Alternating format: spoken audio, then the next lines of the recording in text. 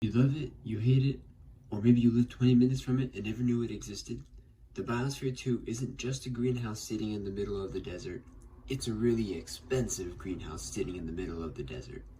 The story of the Biosphere starts when life first appeared on Earth. Yay, life! Yes, developers named it the Biosphere 2 not because they built the first one, but because we ourselves are currently living on Biosphere 1. Yay, science! In fact, Biosphere just refers to a system that lets energy in, but prevents matter from escaping. This also implies that living and non-living structures are working together to make a functioning environment, but I like to think that the old grape juice container growing mold underneath my bed is just another Biosphere experiment. However, the story of the Biosphere 2 starts in 1984 when John Allen Biosphere's Ventures sought to test the survivability of humans in colonies in space. And sought they did.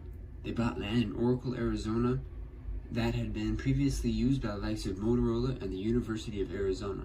They then started construction in 1986, sparing no expense, creating a 3-acre campus of concrete, glass, and more concrete. Zoom. The year is now 1991, and the facilities are ready for their first mission. Dubbing themselves Biospherians, people introduce themselves into the delicate new Biosphere.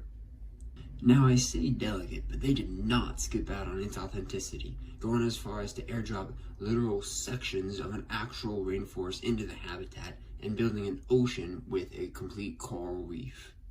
Now could you just imagine if you're I don't know what lives in a rainforest, a fire ant, and you're just chilling with the boys, Billy Ant and Fire Joe, and then suddenly you're hundreds of feet in the air and you're just being transported towards the hottest part of the world. Now that would not be a fun day for that ant, but could you imagine if you were looking up and you saw something flying around and you just see little parts of just dirt falling down from the sky and there's a rainforest section flying above me. Now although they did this very well, the one area that they did not understand very well at the time was carbon fixation. Think of carbon fixation like when your phone gets wet and you put it into rice. If the rice is dry, then it's going to keep absorbing more and more water into it until it gets too wet. Once the rice is too wet, then it doesn't help anything and it puts water back into your system. Similarly, the Earth absorbs carbon dioxide, keeping the CO2 in equilibrium. You don't want too much to overpower carbon turning into coral reefs and stuff, but you need at least enough to go to plants. In the Biosphere, the concrete acted like a 3-acre sponge, leading the CO2 away from a good carbon cycle like the concretey Pied Piper we know it to be. This meant that the concrete, not the plants, was getting all the CO2.